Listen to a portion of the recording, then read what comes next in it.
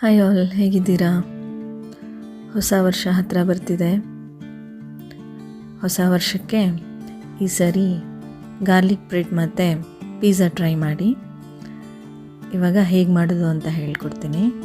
First ನಾವು 1.5 cup ಗೋಧಿ, 1.5 ಕಪ್ಪು ಮೈದಾ ಹಾಕ್ಕೊಳ್ಳೋಣ.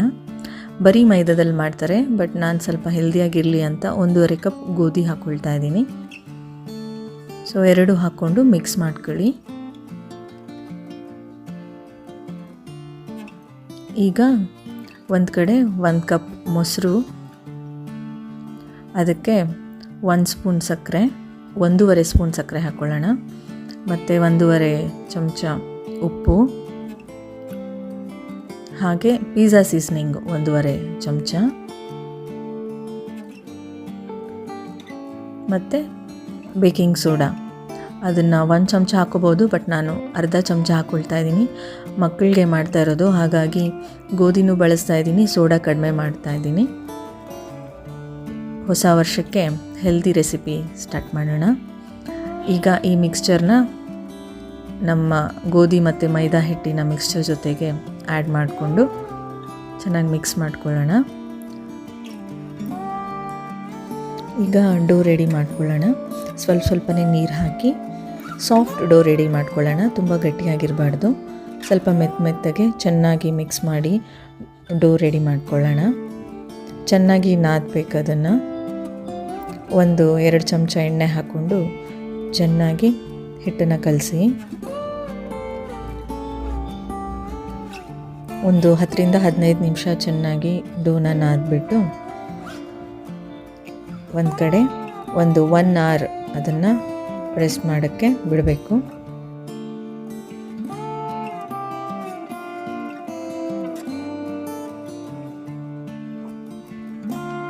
ಈಗ ಇನ್ನೊಂದು ಕಡೆ ಗಾರ್ಲಿಕ್ ಸಾಸ್ ರೆಡಿ ಮಾಡ್ಕೊಳ್ಳೋಣ.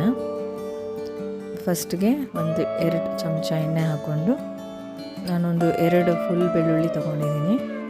2 ಬೆಳ್ಳುಳ್ಳಿನ ಒಂದು ಗೋಲ್ಡನಿಶ್ ಬ್ರೌನ್ ಬರೋವರೆಗೂ ಫ್ರೈ ಮಾಡ್ಕೊಳ್ಳಿ. ತುಂಬ ಫ್ರೈ ಆಗಬಾರ್ದು, ಒಂದು ಸ್ವಲ್ಪ ಗೋಲ್ಡನ್ ಕಲರ್ ಚೇಂಜ್ ಆಗೋವರೆಗೂ ವೆಯ್ಟ್ ಮಾಡಿಕೊಂಡು ಫ್ರೈ ಮಾಡ್ಕೊಳ್ಳಿ. ಅದು ಫ್ರೈ ಆಗ್ತಿರ್ಬೇಕಾದ್ರೆ ನಾನು ಆ್ಯಡೆಡ್ ಫ್ಲೇವರ್ ಅಂದರೆ ಇನ್ನೂ ಸ್ವಲ್ಪ ಫ್ಲೇವರ್ ಚೆನ್ನಾಗಿ ಬರೋಕ್ಕೆ ಬಡಪತ್ರೆ ಅಂದರೆ ಆರಿಗ್ಯಾನೋ ಲೀಫು, ಆಮೇಲೆ ಕೊರಿಯಂಡರ್ ಲೀಫ್ ಎರಡನ್ನೂ ಸಣ್ಣಕ್ಕೆ ಕಟ್ ಮಾಡಿ ಇಟ್ಕೊಳ್ತಾ ಇದ್ದೀನಿ.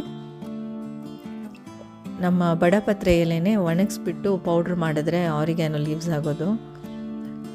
ಸೊ ಅದೆರಡನ್ನೂ ಹಸಿ ರೆಡಿ ಮಾಡ್ಕೊಂಡಿದ್ದೀನಿ. ಈಗ ಮಿಕ್ಸಿಯಲ್ಲಿ ಗೋಲ್ಡನ್ ಬ್ರೌನ್ ಆಗಿರುವಂಥ ಬೆಳ್ಳುಳ್ಳಿ, ಕೊರಿಯಂಡರ್ ಲೀಫು ಮತ್ತು ಆರಿಗ್ಯಾನೋ ಬಡಪತ್ರೆ ಲೀಫ್ ಇದನ್ನು ಹಾಕ್ಕೊಳ್ಳಿ. ಆಮೇಲೆ ಬಟರು,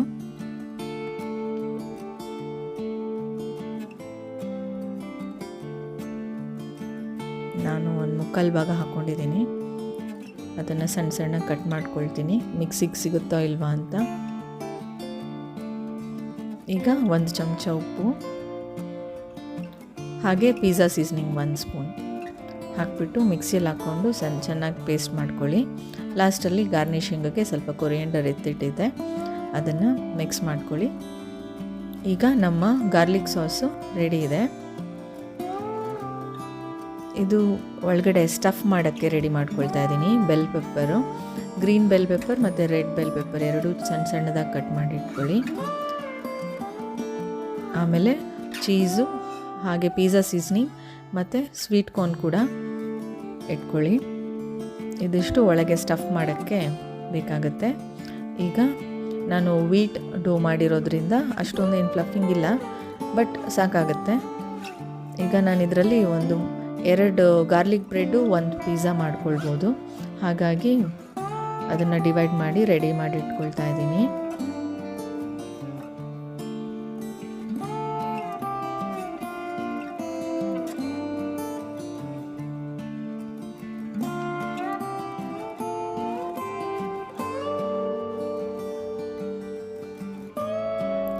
ಈಗ ಬ್ರೆಡ್ ಬೇಸ್ ರೆಡಿ ಮಾಡ್ಕೊಳ್ಳೋಣ.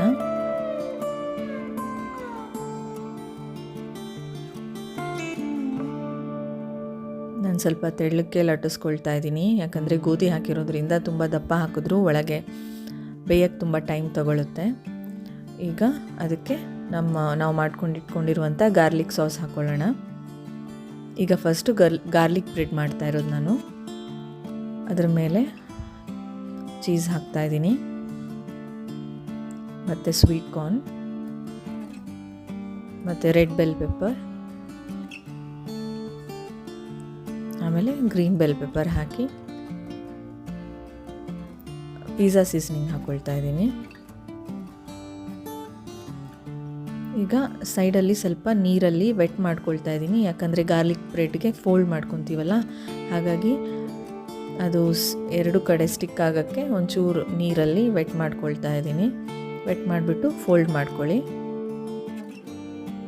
ಈಗ ಸ್ಲೈಟಾಗಿ ಗಾರ್ಲಿಕ್ ಬ್ರೆಡ್ ಶೇಪ್ ಬರ್ತಾ ಇದೆ.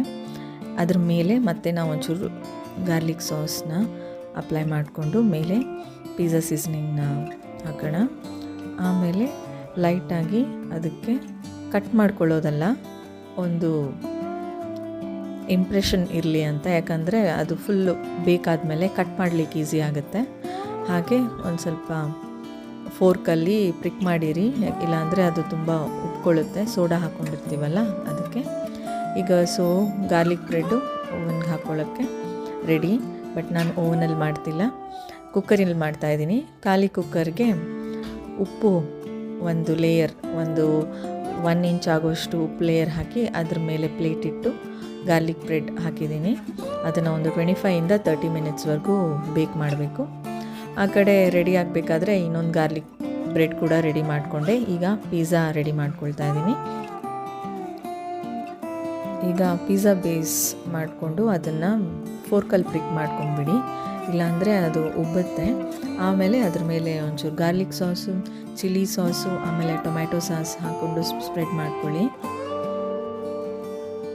ಈಗ ನಿಮ್ಗೆ ಏನು ಬೇಕೋ ಅದು, ಅಂದರೆ corn, bell peppers, red, green, ಏನು ನಿಮ್ಮ ಹತ್ರ ಇದೆ, ಆನಿಯನ್ ಕೂಡ ಹಾಕ್ಕೊಳ್ಬೋದು, ಆಲಿವ್ ಹಾಕ್ಕೊಳ್ಬೋದು.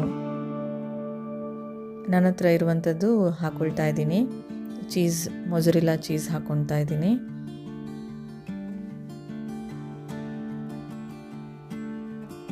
ಪಿಜ್ಜಾ ಕೂಡ ರೆಡಿಯಾಗಿದೆ. ಈ ಕಡೆ ನಮ್ಮದು ಗಾರ್ಲಿಕ್ ಬ್ರೆಡ್ ಕೂಡ ರೆಡಿಯಾಗಿದೆ. ನಾನು ವೀಟ್ ಹಾಕಿರೋದ್ರಿಂದ, ಗೋಧಿ ಹಾಕಿರೋದ್ರಿಂದ ಅಷ್ಟೊಂದು ಕಲರ್ ಕಾಣಲ್ಲ, ಬಟ್ ಒಳಗೆ ಚೆನ್ನಾಗಿ ಬೆಂದಿತ್ತು.